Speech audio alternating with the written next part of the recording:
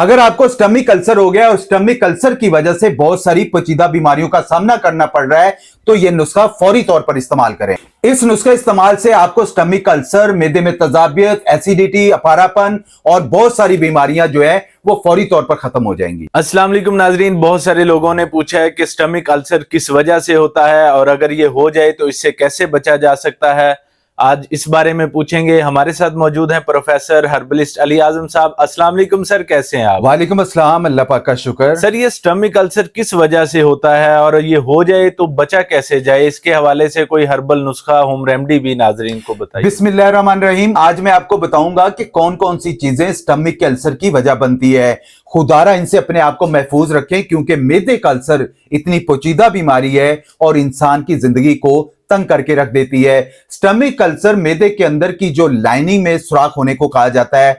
जब ये सुराख हो जाते हैं तो मैदे का अंदर का जो तेजाब है वो इन सुराखों से बाहर जो है वो डैमेज शुरू कर देता है, जिससे शदीद तकलीफ, एसिडिटी, वोमिटिंग, वजन में शदीद कमी और जिस्म में कमजोरी पैदा हो जाती है, जिसकी वजह से और कई बेशुमार जो है वो बीमारियां शुरू हो जाती हैं। इसलिए कहा जाता है कि खाना खाने के बाद पैदल वॉक कर लिया करें, खाना खाने के बाद पानी का कम इस्तेमाल करें क्योंकि एसिडिटी, तजाबियत इसी वजह से बनती है। खाना अलग है, पानी अलग है। आप खाने के साथ पानी का इस्तेमाल करेंगे तो प्रॉब्लम आएगी।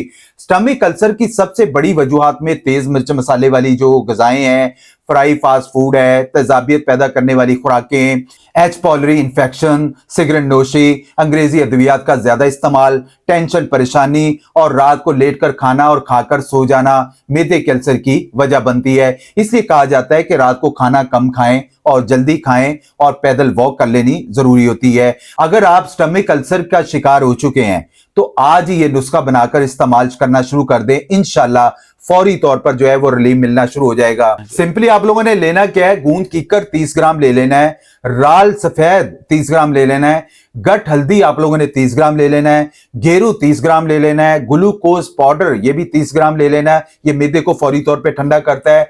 मीठा सोडा जो है वो आप लोगों ने 30 ग्राम ले लेना है, गाओ ज़बान आप लोगों ने 30 ग्राम ले लेना है। इन सारी चीजों को ब्लेंडर के अंदर ब्लेंड कर ले, पाउडर बन जाएगा। आपने 1/4 टीस्पून सुबह खाली पेट ठंडे दूध के साथ इस्तेमाल करें। इंशाल्लाह मैदे का अल्सर जो है वो आपको फौरी तौर पे खत्म हो जाएगा। एसिडिटी, तजाबियत, अफारापन, गैस्ट्रिक प्रॉब्लम, एच पॉलरी के साथ साथ जैसे पाइल्स का मसला आ जाता है, इसके अलावा और बड़ी प्रॉब्लम आ जाती है जिसकी वजह से आगे जाके बड़ी प्रॉब्लम आती है।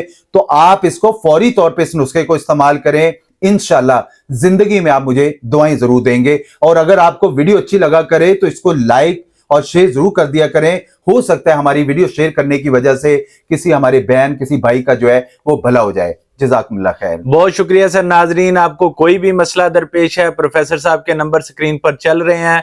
ऑनलाइन कंसल्टेशन बिल्कुल फ्री है, आप इनसे कांटेक्ट कर सकते हैं। मिलते हैं नए टॉपिक के साथ, तब तक के लिए अल्लाह हाफिज।